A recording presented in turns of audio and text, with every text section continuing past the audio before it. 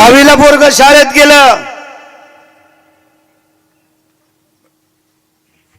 वर्ष संपलं, 7वीला जाणार. आईनं सांगितलं बाळा 7व्या वर्गात तुला शिकता येणार नाही. का ग आई? तुला शिकण्यासाठी माझ्याकडे पैसे नाहीत. वही पुस्तक पेन चालू शकत नाही. लोकांचं रान खुरपून तुम्हा तिघांना जगवते, याच्या व्यतिरिक्त मी काही करू शकत नाही. ठीक आहे आई. सगळी लेकरं शाळेत चालली. वट्यावर बसलेलं होतं. गावातल्या एका प्रतिष्ठित व्यक्तीने विचारलं, आवाज, ए बाळा शाळेत जात नाही? नाही गेलो. का नाही गेला? काही दुखतंय का? काही नाही. मग का नाही गेला? उत्तर नव्हतं. डोळे भरून आले. रडून जिरवतो? नाही दादा,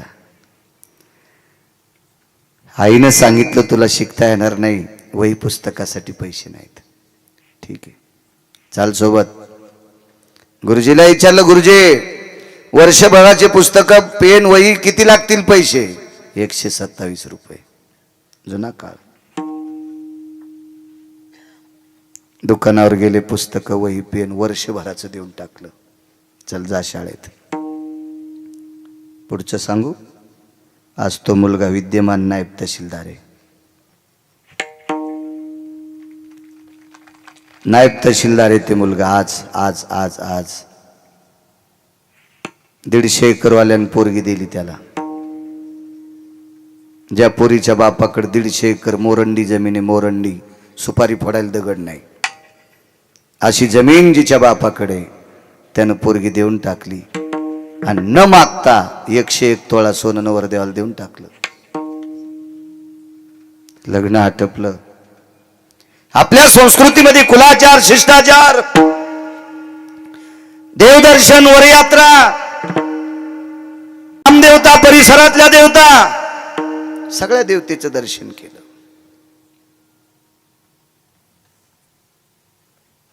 एके दिवशी गालाला हात लावला.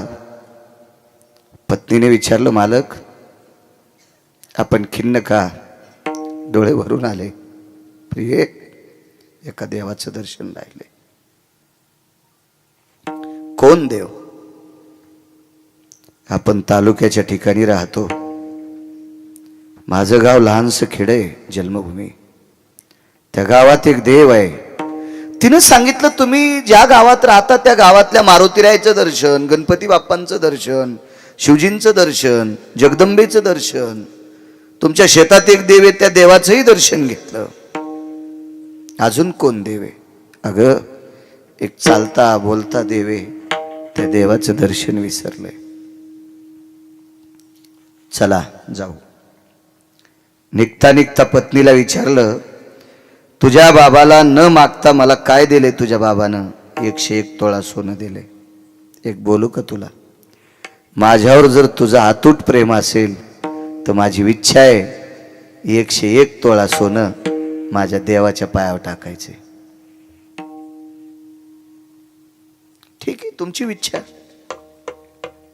तुम्ही म्हणताल ते पर्व काळ. आणि वडिलांनी दिलेले 101 तोळ्या सोन्याचे डाग दागिने अलंकार एका पिशवीत भरले, गाडीत बसले, त्या खेड्यात आले. आणि 25 खणाची जोडणी होती. लहानसा वाडा होता चौकाचा.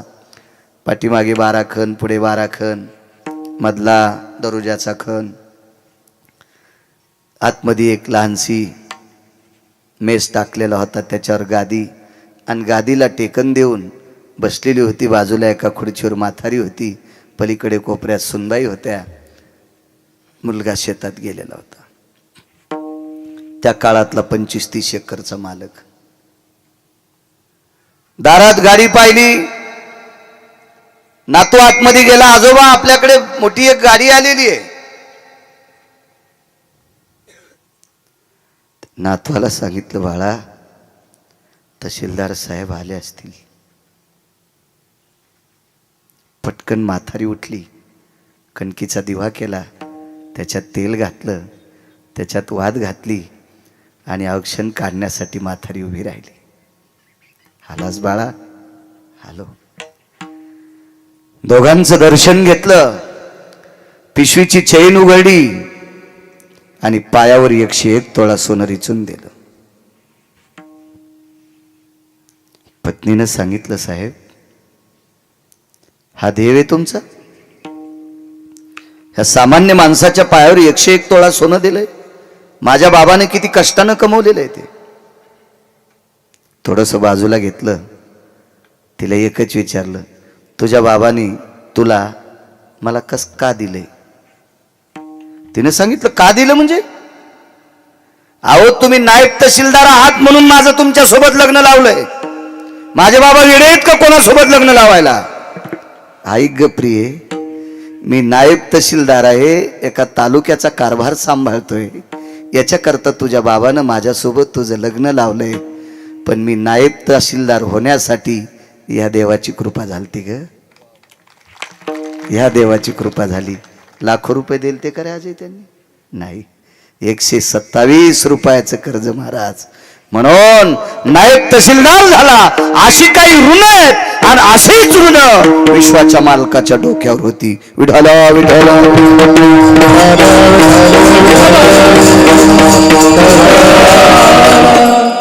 तुम्ही राजकारणी माणसं पाहत असताना, पंचायत समितीचा सदस्य, जिल्हा परिषदचा सदस्य, आमदार, खासदार, मंत्री, हे यायच्या मनान मोठे होते का? असतील यायच्याकडे पैसे, त्यालाही माहित नसतं आपल्याकडे किती पैसे येत. पण यांना मोठं करणारे देव कोण असतील तर त्यांचे कार्यकर्ते. कार्यकर्ते जर बाजूला सगळे सोडून गेले ना, तर कळपातून चुकलेल्या हरणासारखं होईन त्या पुढाऱ्याला. कोण्या झाडाचा पाला खावा इतकं पण कळणार नाही, त्या हरणासारखी कथा होईल. महाराज, या राजकीय क्षेत्रातल्या लोकांचे देव कोण असतील तर स्वतःच्या जीवाचं रान करून त्यांचा प्रचार करणारे त्यांचे कार्यकर्ते त्यांचे देव असतील. मग विटेवरच्या मालकाला मोठं, यांना कोण मोठं केलं राजकारण्याला? त्यांच्या कार्यकर्त्यांनी केले. म्हणून निवडून आल्यावर त्याच्यासाठी कधी कधी काचा खाली केल्या पाहिजे यायनं. हो, तितकी तरी सांभाळली पाहिजे. ज्यांनी आपल्यासाठी चपला घासल्यात, टाचा घासल्यात, पंजे घासलेत, त्या कार्यकर्त्यासाठी त्या पुढाऱ्यानं प्राणपणाला लावला पाहिजे. त्यासाठी गाडी थांबली पाहिजे. कारण या कार्यकर्त्या पुढाऱ्यांना मोठं करतात त्यांची कार्यकर्ते. यांचं कर्ज आहे. देवाला कोणी मोठं केलंय? संतांनी. आमुचिया भावे तुझं देवतन, आमुचिया भावे तुझं देवतन, एका विसरून राहिला, एका विसरून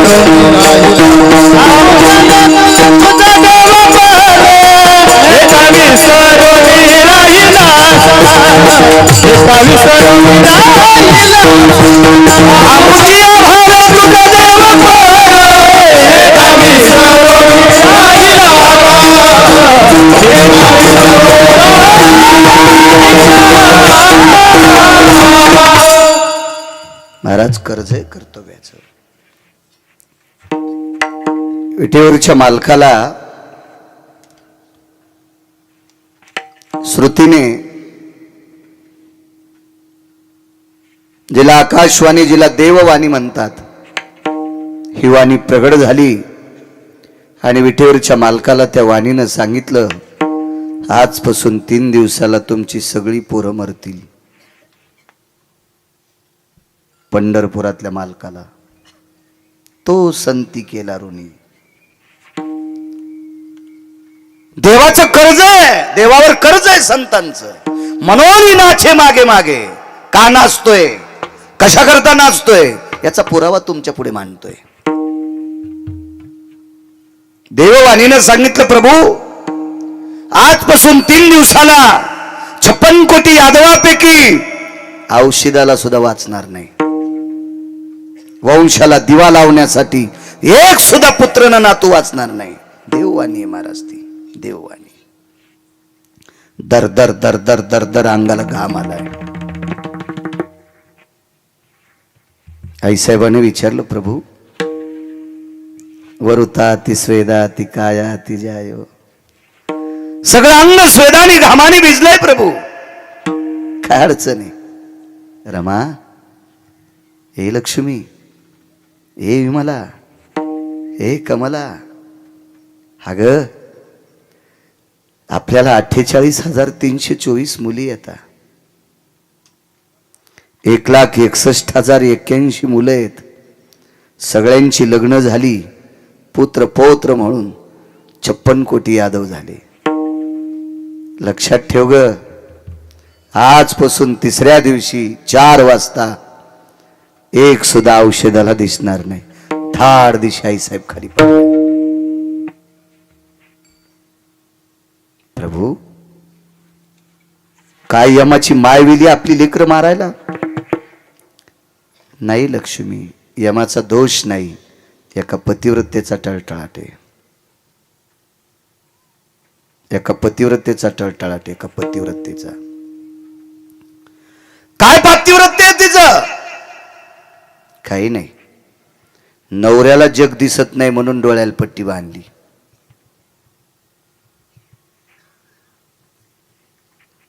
नवरा बिना भाकरीचाच ऑफिसला पाठीला आणि ही महादेवाला पाणी घालायली अशी नव्हती. वडापाव खाऊ लागलं. म्हणलं काय काय नाही, ती सकाळीच पूजेला गेलती, मग स्वयंपाक कोणीच केला नाही. मग मुल्या कुठला नालाय का, लाज वाटायला पाहिजे तुला सांगायला. भंगिरी आहे अशी कुठे पतिव्रत असते होय? नवरा उपाशीच पाठीला आणि ही पांडुरंगाला मंजुळा वाहली आणि महादेवाला बेल वाहली. लेकरा इतकी नवऱ्याची सेवा करते, तिची देवावरी सत्ता. एकाही देवाच्या पाया पडू नकोस, पण कपाळाच्या मालकाला लेकरा इतका जीव लाव, देव तू म्हणशील ती ऐकल. तू का म्हणे पतिव्रता आणि तिची देवावरी सत्ता. नैवम गिरगावकर लिखितम. मी लिहिलंय काय वाक्य? नवऱ्याला नीट बोलत नाही, महाराजाला काजू टाकून दूध पाजिती. तू ह्या काजू टाकून पेलेल्या दुधानं महाराजाचं पोट फुटन पोट. नवऱ्याच्या पाया पडत नाही, महाराजाच्या पाया पडते. धोत्रा सगळं जळण तुया पापान. महाराज जळाल्यावर धोत्र जळायला किती किस्तू लागत असतो? नाही माझ्या माईनो, शब्द तुम्हाला कठीण वाटत असतील, नाही तुम्हाला आवडेल असं कीर्तन नाही. चोंबाळ्या गप्पा हानीत नाही. भलवा नका बोलू. तुम्हाला 30 गाव पठ्ठ्याला 36 गाव. एकार छोट नाही, माग लागत नाही कोणाच्या, काही गरज नाही. तुमच्यातल्या एका बाईनं देवाचं सुद्धा दर्शन घेतलं नाही. देवानं तिच्या 9 बाऱ्या दर्शन घेतलं. मर्यादा पुरुषोत्तम रामचंद्र लोपामुद्रेच्या 9 बाऱ्या पाया पडले. ती एकदाही पडली नाही, पण मालकाच्या 3दा पडत होती. इथं बसलेले ज्याचे आई वडील जिवंत आहेत त्यांना आई वडिलाचं दिवसात एकदा दर्शन घ्यायचं. एकाही भंगिऱ्या महाराजाच्या पाया पडायचं नाही. काय देईन ते तुम्हाला सोंबळ्या. महाराज कल्याण करीत असतो का तुमचं? गोळ्या संपल्यात का तुमच्या? पाया पडायचं असेल तर वारकऱ्याच्या पड जा, महाराजाच्या पडू जाऊ नका. माझ्या मालकाचा संदेश आहे, मस्तक माझा पायावरी वारकरी संतांच्या. 8 दिवसापासून बॉम्बलायलो मी रोज. एका बाईनं महाराजाच्या पाया पडायला पोरग नेलं. महाराज म्हणले इतकं पाय दाबू दाबू पाया पडील. त्याला राग आला आणि त्यानं महाराजाच्याच पायाला बोच करलं. रोगत निघलो महाराजाच्या पायातून. पण महाराज गपचिकच बसलं. 3-2,000 पुढे टेकले होते ना, त्या वजनानं ते म्हणलं सगळं मांडी गुडघ्यापासून काढ तरी काय ताण नाही. त्या 2,000मुळं त्यानं रक्त काढू दिलं. काय येडगळ होतं ते बी.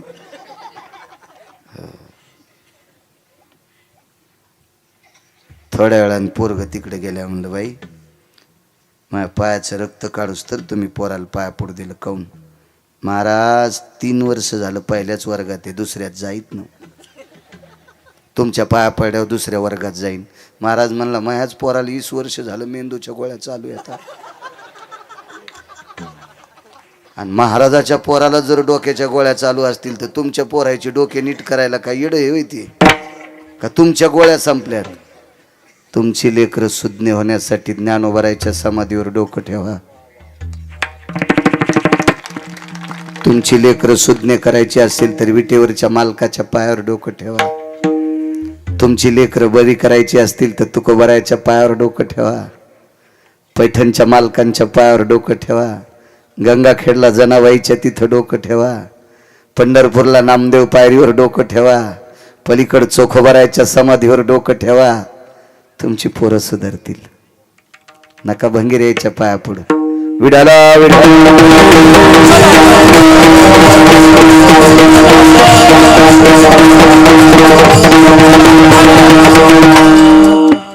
आई साहेब खाली पडल्या. प्रभू गांधारीचा टळटळाट आहे. होय, एक नाही वाचणार. बघा शिवजीला बोलून. ते म्हणलं बोलवायचं कशाला, शिवजी डोक्यावरच होते. विटेवरच्या मालकाचं महापूजा करा. टाळू चाफा. भगवान शिवजींची पिंड शिवलिंग भगवान विटेवरच्या मालकाच्या डोक्यावर आहे. प्रभू सगळी लेकरं मरणार. मला 8 दिवसापूर्वीच माहीत झालं. पर्याय रुपयाचा नाही. मी नाही वाचू शकत. शिवजी म्हणले मी वाचू शकत नाही. ज्यांचे मुलं आहेत तो जगाचा बाप आहे, विटेवरचा मालक, ते वाचू शकत नाहीत. विधात्याला प्रश्न केला, ब्रह्मदेवा काय? म्हणले देवा मी तुमचा मुलगा आहे. नाभी कमळातून जन्म झालाय. तुमचं चालत नाही, दोघांचं मा काय चालणार आहे? दुपारपर्यंत तोंडाला पाणी नाही कोणाच्या. परवाच्या दिवशी 56 कोटी यादव मरणार. आकाश भडाग्नीच्या धुमरानं व्यापून जाणार. यदुकुळाचा संहार होणार. तेवढ्यात एक व्यक्ती दर्शनाकरता आली. सात्विक सदाचारी पुण्यशील पावन व्यक्ती. साधा अंगावर धोतर, साधा अंगावर शर्ट आहे, गळ्यामध्ये माळा आहेत, डोक्याला साधं पागुट आहे, कपाळाला गोपीचंद लावलेला आहे, मुखामध्ये रामकृष्ण नामाचा ध्वनी आहे. असा एक वारकरी देवाच्या दर्शनाकरता आलाय. तो संती केला रुनिया. देवावर कर्ज आहे म्हणून देव नाचायलाय. दोन्ही बी कर्ज कोणतंय आणि नाचतोय कसा, ह्या दोन्हीचा पुरावा तुम्हाला देऊन टाकतोय. दर्शन घेतलं, पाठीवर थाप टाकली, त्या वारकऱ्याला हृदयाला धरलं आणि जगाचा बाप उकसाबुकशी रडत होता. बेस नकोय, रडत होता. भावनेच्या आर्द्रतेनं, त्या प्रेमाच्या वलयाने वारकऱ्याचं अंग चिंब झालं आणि अंतःकरण शंकेच्या बोंड्या विचित होतं. विश्वाचा बाप आज खिन्न आहे, विश्वाचा बाप आज दुःखी आहे, विश्वाचा बाप आज नाराज आहे. खो भवा, आपण कशा करता दुःखी आहात? तोंडातून शब्द पडा, महाराज आजपासून 3ऱ्या दिवशी सगळीची सगळी संतती ऱ्हास होणार.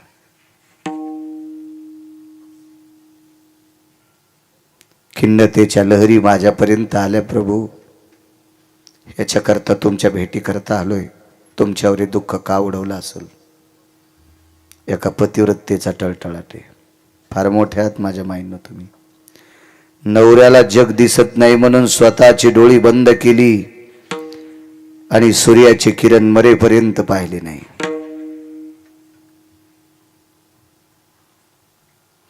तार्किकाचा प्रश्न होता, दुर्योधनाला उघड पाहिलं त्यावेळेला कोण्या वेळेला पाहिलं? गोड आहे प्रश्न. माझ घरात दुर्योधन होता. माझ घर नाही कळणार. कोण्या घराला माझ घर म्हणते ते कळणार नाही. किमान मराठवाड्यातल्या लोकायला लाज वाटायला पाहिजे की ज्यांना माझ घर कळत नाही. या देशाची भाषा अभिजात भाषा मराठी आहे. राणीवासा कशाला म्हणतात, माझ घर कशाला म्हणतात. मराठीत ट्रिपल MA केले काय काय सुंबळे त्याला माझ घर सांगता येत नाही. याला एम पदी कोण दिली त्याला हाणायला पाहिजे, याला नाही हाणायला पाहिजे, त्याला हाणायला पाहिजे. विडाला विडा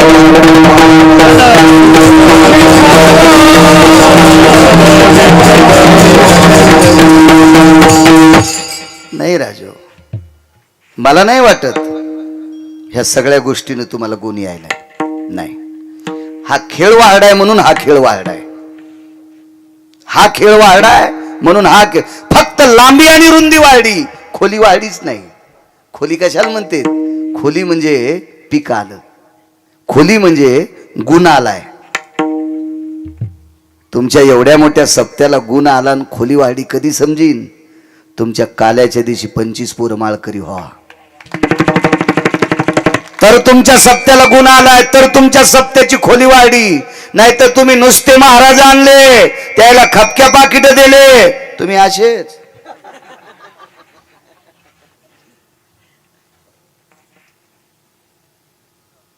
राजो,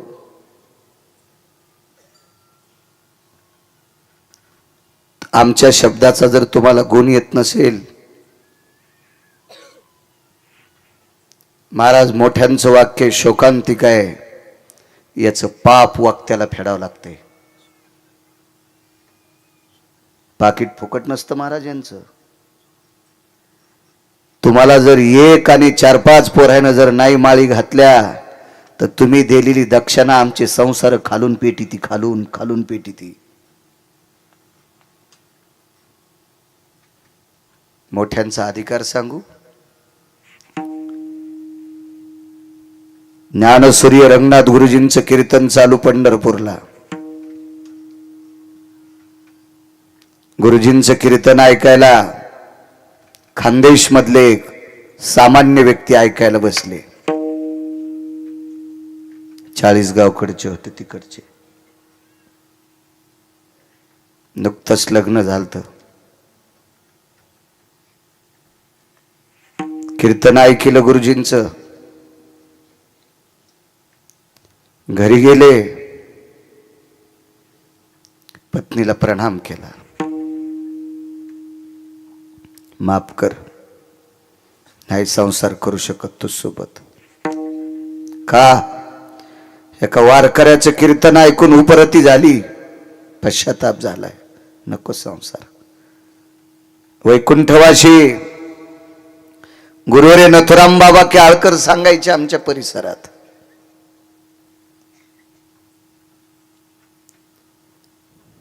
प्रणाम केला. पाहुण्या सांगितलं पुढचं काय? द्या लग्न लावून. बायकोने विचारलं, मला माय म्हणलात, ठीक आहे, एक बोलू का?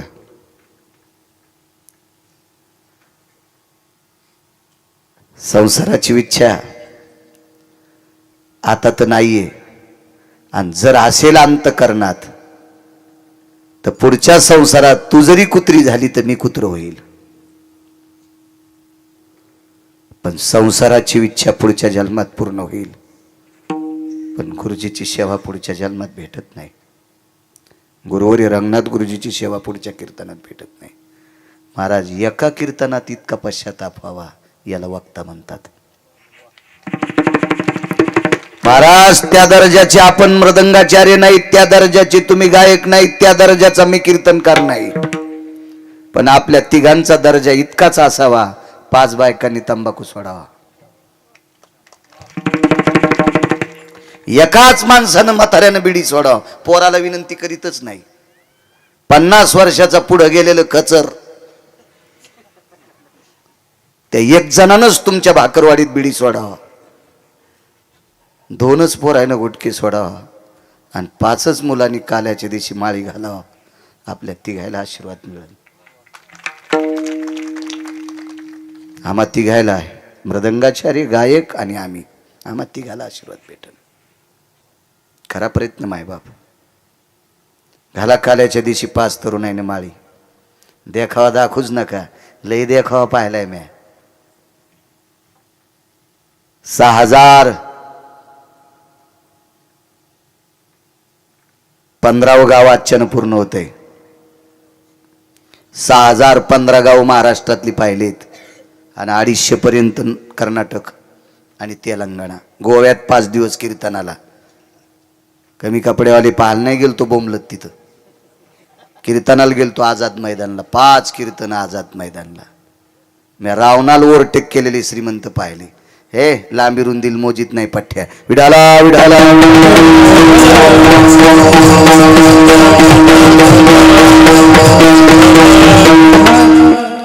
सप्ताह झाल्याच्या नंतर किमान 5 तरी लग्न झालेल्या शिकलेल्या पोरीनं नियम करायचा. आंघोळ झाल्याबरोबर 5 ज्ञानेश्वरीच्या वया वाचील, किमान तुकोबरायच्या गाथ्यातला एक अभंग वाचील आणि मग संसाराला बाकी कामं करील. सप्त्याला गुण आला माझ्या माईंनो, सप्त्याला गुण आला समजायचा. कशा करता? हे जर तुम्ही करत राहिलात तर उद्या धर्म टिकल, उद्या ही बारकाली करतील.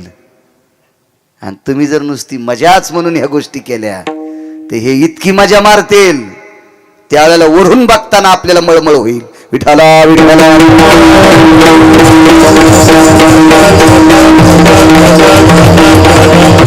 काय सांगत होतो? ज्यांनी गुरुजीची सेवा केली त्यांना लोटे बाबा म्हणायचे. त्यांच्याकडे लोटा असायचा, लोटे बाबा. इतका पुरुषार्थ असला पाहिजे वक्त्याचा, त्याला म्हणतात पुरुषार्थ.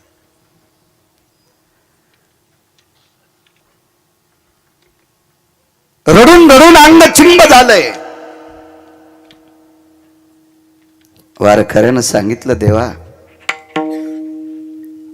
आजच्या संध्याकाळपर्यंत शांत बसा, एक जिवंत ठेवण्याचं काम करतो. तो संती केला रुनिया अजय महाराज. पंढरपुरातला मालक स्वतःची लेकरं जिवंत ठेवू शकत नाही. काशीतले मालक भगवान शिवजी पंढरपुरातले मालकाची लेकरं जिवंत ठेवू शकत नाहीत. सत्य लोकाचे मालक विधाता ब्रह्मदेव जिवंत ठेवू शकत नाहीत. एक वारकरी जिवंत ठेवतोय. काय दर्जा आहे वारकऱ्यात. महाराज नाही बरं, महाराज म्हणजे काय, हे वाड्यावर काही करू शकतो, त्याचं नाव महाराज आहे. किती जरी आलं तरी नियम बदलत नाही, त्याचं नाव वारकरी. हो, म्हणून पुन्हा एकदा सांगतो, तुमच्या बुटाला स्पर्श करून सांगतो, तुमच्या चप्पलला स्पर्श करून सांगतोय, पायाच पडायचं तर वारकऱ्याच्या पडायचा. नका पवित्र मस्तक हरामखोराच्या पायावर टेकू. त्याच्या पायातून पाप तुमच्या अंगात येईल आणि तुमचं घर उभं पेटन. चांगल्यांचं दर्शन घेतलं पाहिजे, कोणाचं बी नाही. प्रभू आजची रात्र थांबा, एक तुम्हाला दिवा लावण्यासाठी जिवंत ठेवण्याचं काम करतो. दुसऱ्या दिवशी सकाळी वापस आले आणि प्रसन्नपणाने विटेवरच्या मालकाचं दर्शन घेतलं, मालकिनीचं दर्शन घेतलं आणि सांगितलं, प्रभू तुमचा एक नातू वाचितो, त्याचं नाव आहे वज्र. मुलगा नाही वाचिला, नातू वाचितो, ब त्याचं नाव आहे वज्र. वज्राला जवळ बोलवलं, पाठीवर थाप टाकली आणि दक्षिणेच्या राजा यमाकडे बघितलं. हे यमराज, याला नेशील तर माझ्याशी गाठे. यम म्हणला, शिवजी बोलनत, पंढरपुरातले मालक बोलनत, ब्रह्मदेव बोलनत, आणि हे महाराज. माझ्या अंगावर धोत्र आहे का? इतक्या भारीचं धोत्र नव्हतं महाराजाला. माझ्या अंगावर शर्ट आहे का? इतक्या भारीचं शर्ट नव्हतं महाराजाला. महाराजांची पत्नी मंदिरात संक्रांतीच्या दिवशी वाण द्यायला गेली तर ती अंधारात गेलती. तिच्या मांडीवरची साडी फाटलेली होती. मुलाने विचारलं, आई तू अंधारात गेलीस? हो बाळा. उजेडात का गेली नाही? बाळा, दोन्ही मांड्यावर साडी फाटलेली होती. मी खूप शिवण्याचा प्रयत्न केला, पण शिवली की पुन्हा फाटू लागली, जीर्ण झाली, जुनी झाली. दुसरी नेसण्यासाठी नाही. आई अंधारात त्याच्याकरता गेली. बाळा, स्त्रीच्या अंगावरचं लुगडं फाटलं, तिच्या मायबापाची इज्जत जात नाही, तिच्या सासू सासऱ्याची इज्जत जात नाही, तिच्या नवऱ्याची जाती. तू का म्हणे नग्न भाज परी ते लाज स्वामीशी. बाळा, पवित्र आह्यावाचा संक्रांतीचा सण आहे. या पवित्र सणाच्या दिवशी माझ्या मांडीवरची साडी फाटली, ही परिस्थिती जर लोकांनी पाहिली तर माझ्या कपाळाच्या मालकाची इज्जत जाती, तुझ्या बाबाची इज्जत जाती, आणि तुझ्या बाबाची प्रतिष्ठा जाऊ नये याच्याकरता अंधारात वाण देऊन आले. काय महाराजाची गरिबी असेल.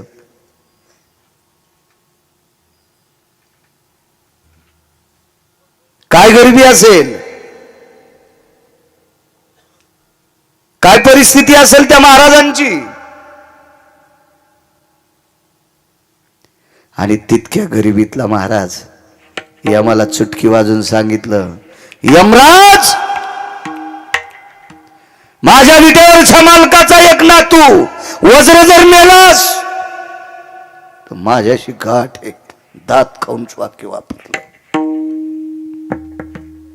यमानं श्रुती नावाची पत्रकार पाठवली. पहिली जगातली पत्रकार कोण तर श्रुती. त्याच्या अगोदर कोणी पत्रकार नव्हतं. श्रुती माते जी, विश्वाच्या मालकाचा नातू वाचिणारा वारकरी त्याला भेटून या. श्रुतीनं प्रणाम केला. महाराज, देवाचा नातू कोणीच वाचू शकत नाही, तुम्ही वाचिणार. वाचवायचा काय विषय, मरूच देत नाही. कोणाची माय आली वज्राला मारायची.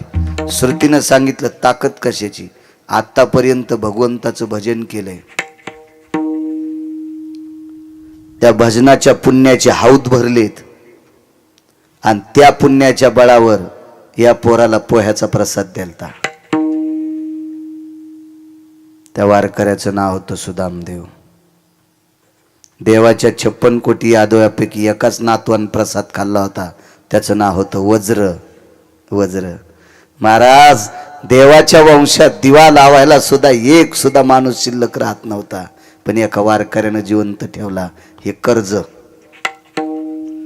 तो संती केला ऋणी नाचतो लागते. इतकी अंगावरची साडी फाटलेली, त्या बाईच्या दारात बांधलेल्या गाईला सोन्याची मेख ठोकलेली होती, गळ्यात साखळी सोन्याची होती, काही अंतरावर मसड होती, म्हशीला साखळी सोन्याची होती, म्हशीला डाम सोन्याचा ठोकलेला होता, म्हशीला दावणीला लाकडं सोन्याचे होते.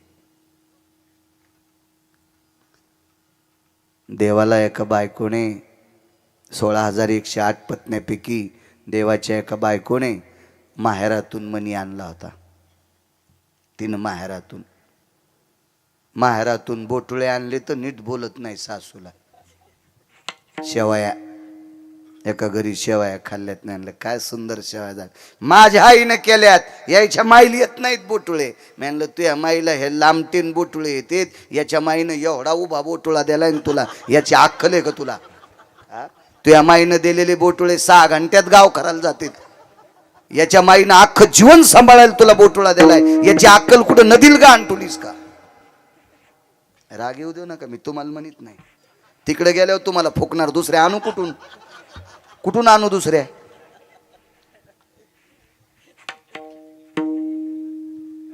तिळभर करायचं, निळभर नाही सांगायचं.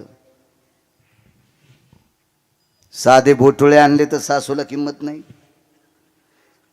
26,666 तोळे 8 मासे, याचा एक भार 21 क्विंटल 78 किलो 44 तोळे, पावणे 22 क्विंटल सोनं देणारा मणी आणला. सोनं साचल्यावर ज्यानं आपलं लेकरू वाचिलंय त्याचं गाव सोन्याचं बांधलंय. याला दुसऱ्या कडव्यात नाचणं म्हणतात. म्हणून नाचे मागे मागे, म्हणून नाचे मागे मागे, म्हणून नाचे मागे मागे, म्हणून नाचे मागे मागे, म्हणून नाचे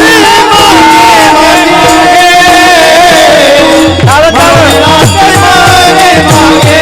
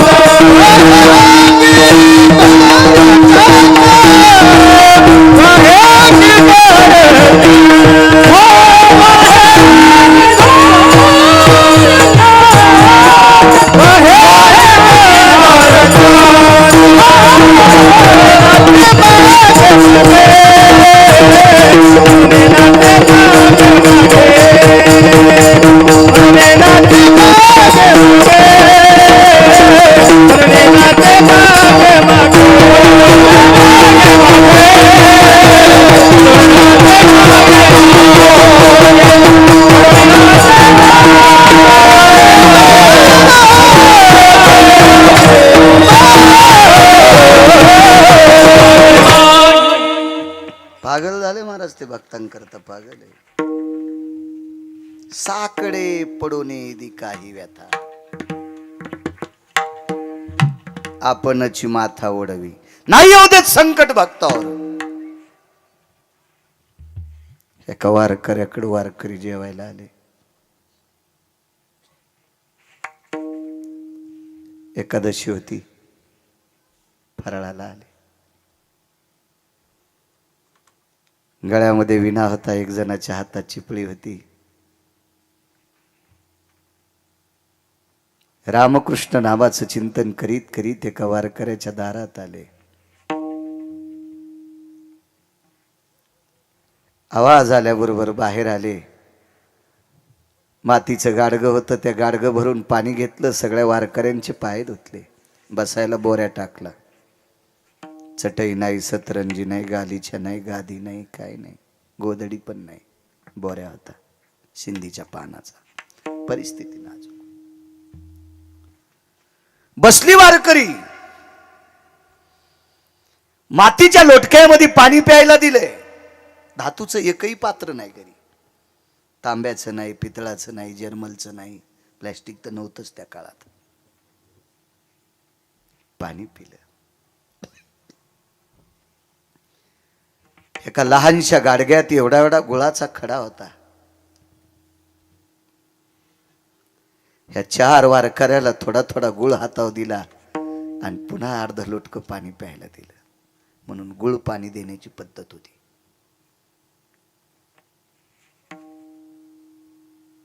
एकादशीचा जागर काही नाही फराळाला. चिंचीतल्या चिंचुक्या इतका गुळ, नखा इतका गुळ खाल्ला आणि बंदी रात्र एकादशीचा जागर केला. बंदी रात्र.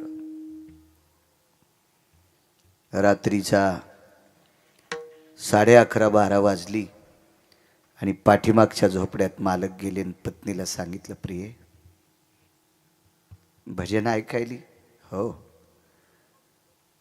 त्याच झोपड्यात पण पलीकड कुडाला खेटून भजन ऐकत होती त्या वारकऱ्याची बायको. गालाला हात लावलेला, भजन ऐकू लागली. चांदण्याचा प्रकाश आहे. पौर्णिमेच्या रात्रीच्या प्रकाशानं त्या झोपड्याच्या ताटव्यातून आत प्रकाश आलेला होता. दिवा लावण्याकरता तेल नव्हतं.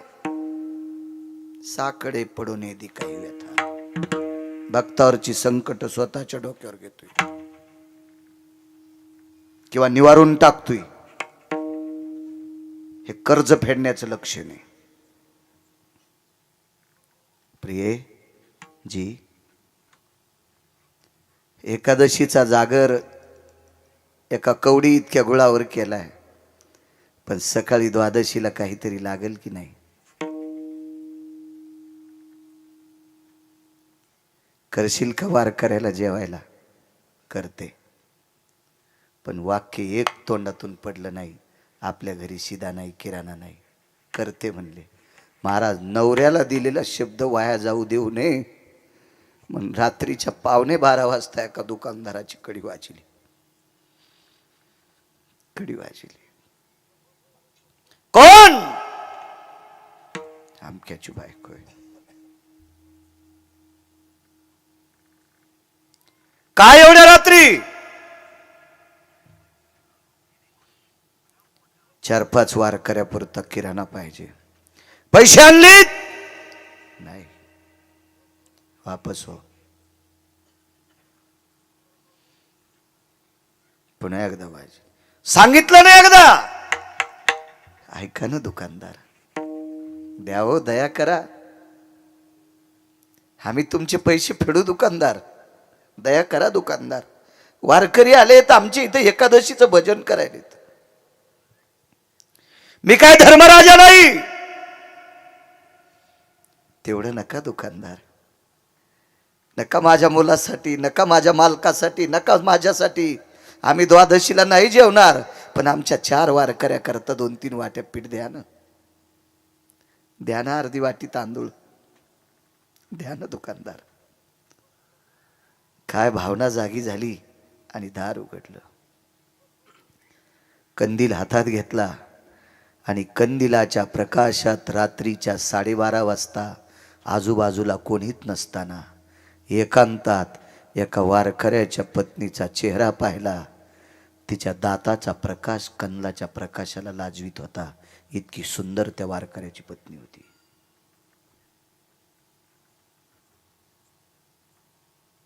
दुकानदाराच्या अंतःकरणात पाप जाग झालं. पैसे आणून देशील? कुठून येणार तुझ्याकडे पैसे? दुकानदार, पैसे जर नाही फिटले तर तुम्ही सांगताल ते काम करीन. शब्द सहज चुकीचा केला. एक म्हणायला पाहिजे होतं, सडा टाकील, सारवण करील, धुनी करील, तुमच्या रानात खुरपील, तुमचे दळणं नेशील, डाळी करील, काय तुमच्या शेतातलं घरातलं काम करील. सांगताल ते काम करीन म्हणल्याबरोबर दुकानदारानं कोड्यात पकडलं आणि एवढं मोठं गठुडं किराण्याचं देऊन टाकलं.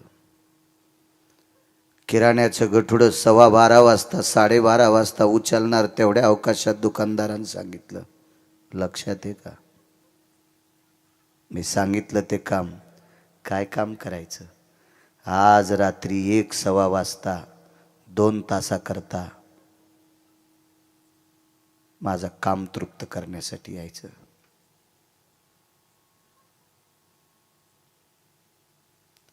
जिच्या दाताचा प्रकाश कंदला इतका पडलाय, वारकऱ्याला जीव घालण्यासाठी किराणा मागितलाय. चंद्राच्या साक्षीने म्हणण्यापेक्षा आकाशाच्या साक्षीने, तुमच्या हातातल्या कंदिलाच्या दीपकाच्या प्रकाशाच्या साक्षीने सांगते, तुमच्या ऋणात मरणार नाही. वाटेल ते काम करून तुमचे ऋण फेडून टाकेल. नाही, देऊन टाका. निघाली वापस. 10-5 पावलं चालल्याच्या नंतर लक्षात आलं, देवा, मालकाला शब्द दिलाय सकाळच्या वारकऱ्यांना जेवायला घालीन. वारकऱ्याला जेवू घालते देवा, पण उभ्या आयुष्यात परपुरुषाला, बापानं ज्याच्यासोबत लग्न लावून दिले त्याला पती मानते, जगातल्या प्रत्येक पुरुषाला भाऊ आणि बाप मानते. याच्यासोबत संसार कसा करू 2 तास?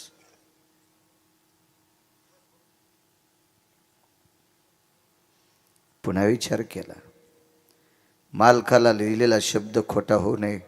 देवा, इतक्या पवित्र वारकऱ्याची सेवा अविरत केली, तरी पण मागच्या जन्मातलं जर काही पापाचं गठोडा असेल आणि शरीर बाटवायचं असेल तर तू ठरव. 1:15 वाजता 2 तासाकरता तुमचं दास्यत्व स्वीकारायला येते. द्या किराणा. घेतला.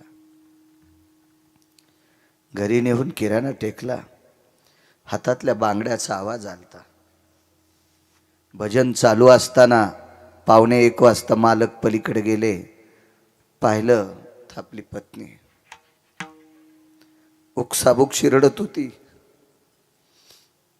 डोक्यावरच्या पदराचा कोपरा तोंडात घातला. आपल्या रडण्याचा आवाज भजन करणाऱ्या वारकऱ्यांना जाऊ नये, पण उकसाबुकशी हुदका दाटत येत होता आणि पदराचा कोपरा तोंडात दाबून रडत होती. नवऱ्याने विचारलं, प्रिय, दुःख कसले? वारकऱ्यापुरता किराणा देऊन टाकला. त्या दुकानदाराचं नाव होतं तुलसीदास नावाचा दुकानदार. महिपतींच्या चरित्रात बघा तुम्ही, लक्षात येईल तुमच्या. त्या दुकानदाराचं नाव आहे तुलसीदास. तुलसीदास दुकानदाराने आपल्याला किराणा दिला. हो. काम करून पैसे फेडू नाही. कसा दिलाय? 2 तासाकरता शरीर इकलंय.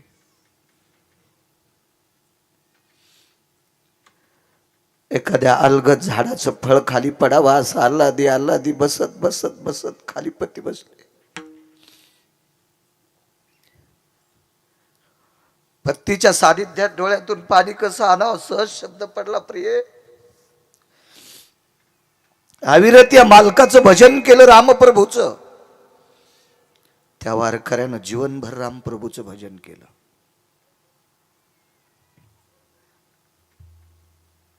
ठीक आहे,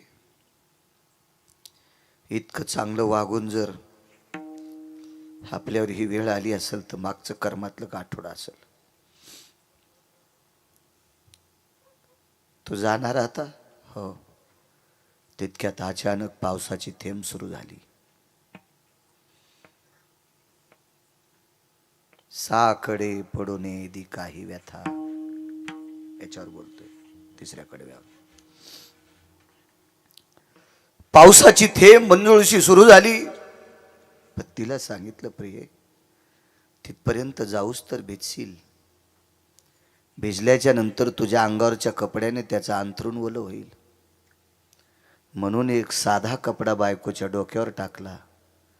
रस्त्याने जाता जाता तुझे पाय भरतील, भरू नये म्हणून बायको खांद्यावर घेतली. आणि त्या तुलसीदास नावाच्या दुकानदाराच्या वट्ट्यावर पत्नी टेकून दिली.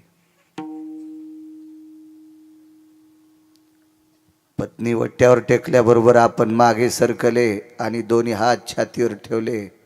प्रिये माफ कर मला.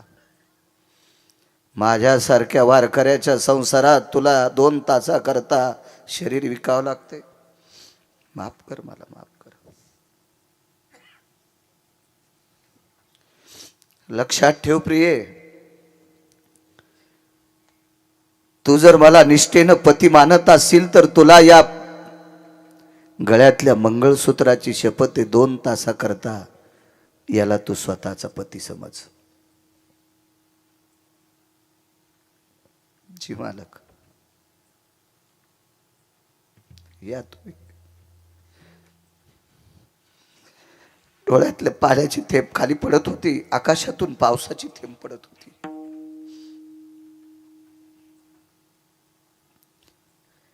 धरणी माता थरथर कापत होती. आकाशातल्या पर्जन्याच्या गारा झेलण्याची जिच्या ताकद आहे, तिला एका वारकऱ्याची दुःख अश्रू झेलण्याची ताकद नव्हती. आणि या धरणी मातेने विटीवरच्या मालकाला जाग केलं. देवा काय जाणो देवा होशील निजला. ह्या वारकऱ्याचं प्रारब्ध लिहित असताना तुला झोप लागली का देवा? तुला करुणेचा सागर कोण म्हणील? तुला वात्सल्य सिंधू कोण म्हणील देवा? त्या वारकऱ्याचं नाव होतं संत कबीर.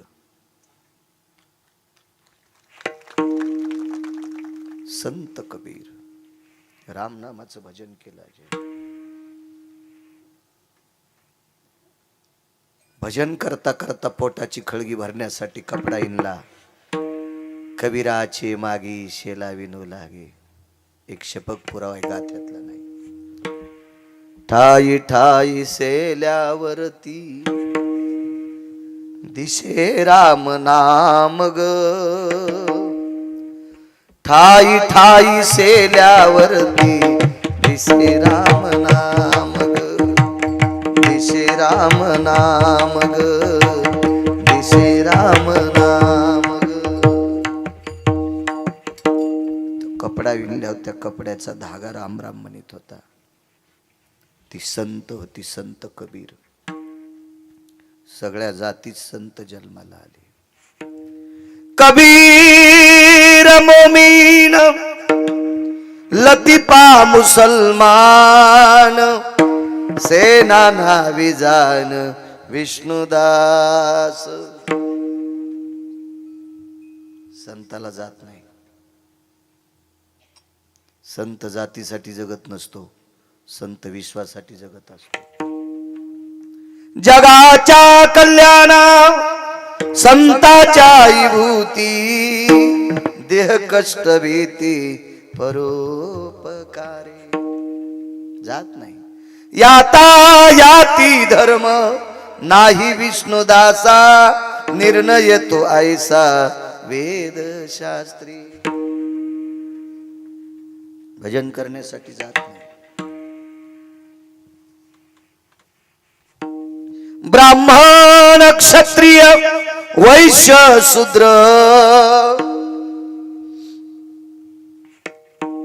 चांडाळाही अधिकार आधी करून वेश्या. वेश्येला सुद्धा भजन करायचा अधिकार आहे. एक सांगू तुम्हाला, या देशातला तृतीयपंथी टोल नाक्यावर टाळ्या वाजविणारा सुद्धा विमानात बसून वरी गेलाय.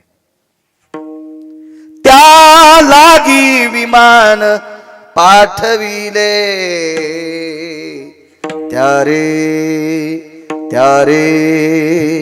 त्या लागी विमान पाठविले. अनाथाच्या नाथे घातला विमानी, नेला उचलोनी परलोका. टोल नाक्यावर टाळ्या वाजविणारा एका वारकऱ्याचं ऐकून पंढरपूरला गेला. स्नान केलं चंद्रभागेचं, जीवनभर भजन केलं, वैकुंठात गेला. जातीचा संबंध नाही, भजनासाठी, जात व्यवहारासाठी. तुमच्या पोरापोरीचे लग्न करण्यापुरती जात, व्यवहाराला जातीचा संबंध नाही. कोण्या जातीकून 100ची चिल्लर घेतल्यावर 90 होते,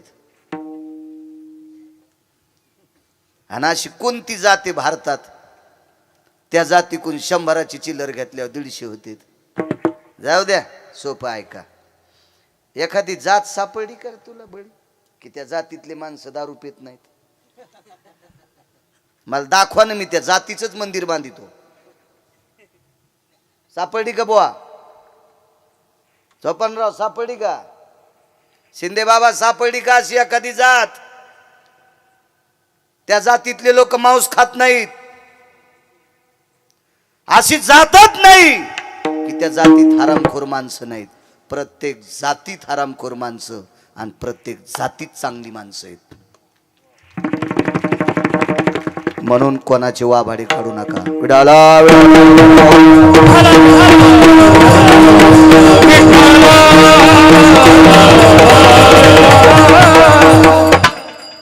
घराचा अर्धा रस्ता पार केला.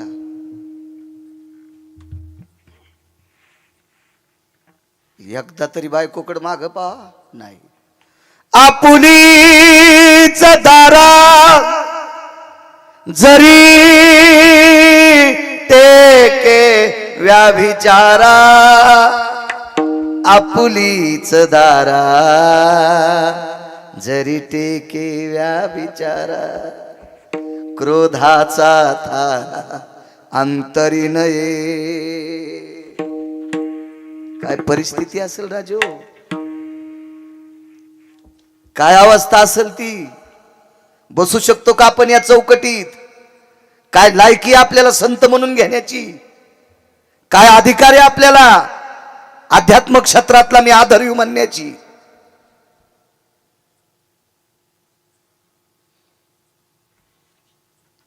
टरबुजा आणि गाल केलेस तूप खाऊ खाऊ सुंबळे.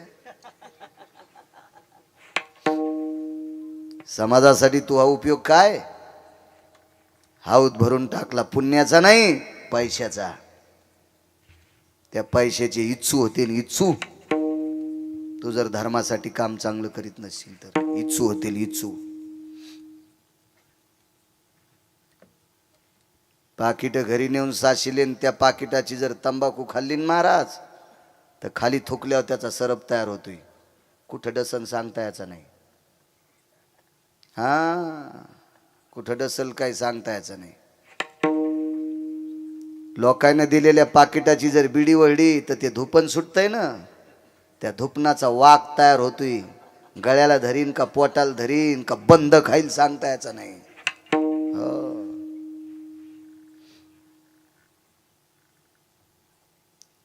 लोकांना दिलेली भजनाची पाकिट, कीर्तनाची पाकिट, पकवादाची पाकिट नेऊन जर गुटखा खाल्ला आणि थोकला ना, खपक्या आजगर तयार होते. खपक्या खातच नाही, पोट आवळून मारित सुंबळ्या. आणि अशा नालायकाला पाकिट देणाऱ्याला सुद्धा ते आजगर हानीत आहे. तुम्हाला वाटलं का याच्यावर घेतलं की तुमची खसखस पिकती? अर्धे पापी तुम्ही आहेत, तुमच्यातले 2% इतके हरामखोर आहेत. त्यानं नालायकाला बोकांडीवर घेतलंय. विठाला विठाला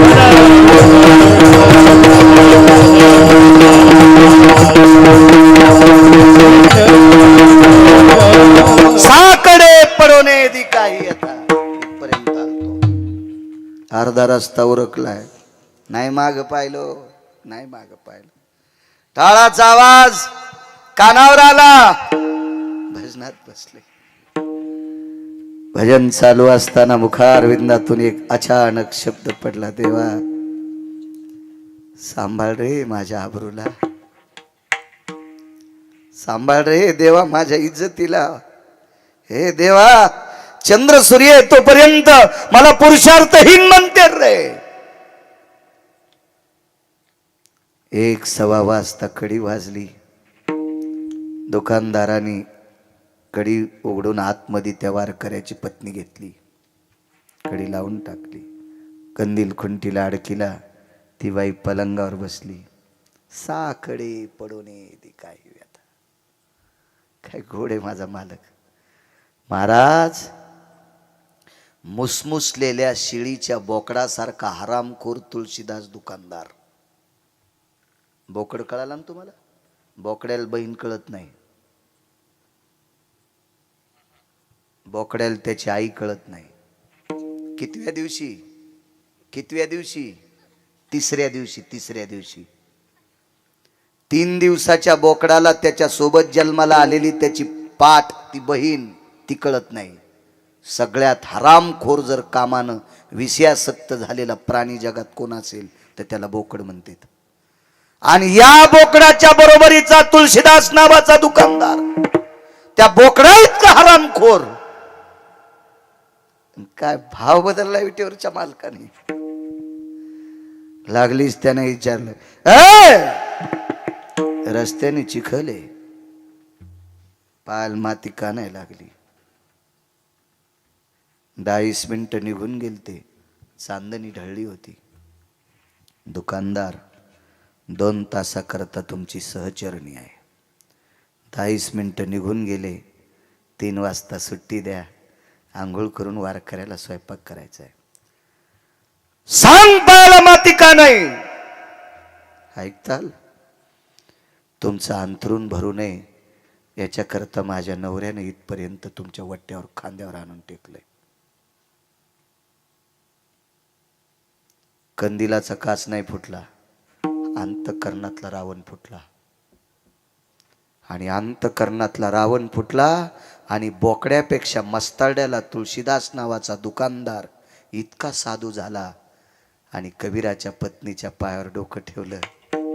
बहीणबाई, हे बहीणबाई, हे बहीणबाई, मला माफ कर ग, मला माफ कर.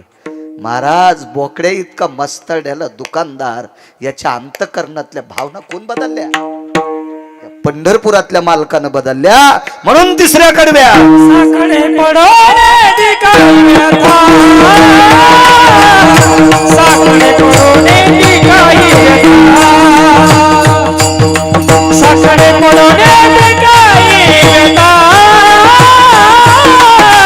साकडे पडोने दिखाई व्यथा,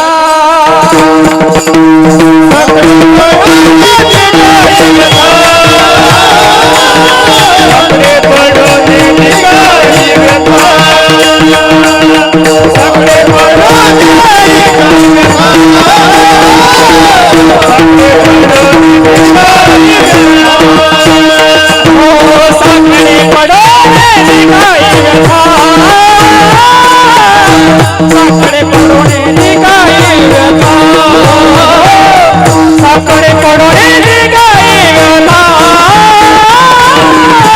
साकडे पडोने दिखाई व्यथा, साकडे पडोने दिखाई व्यथा, साकडे पडोने दिखाई व्यथा,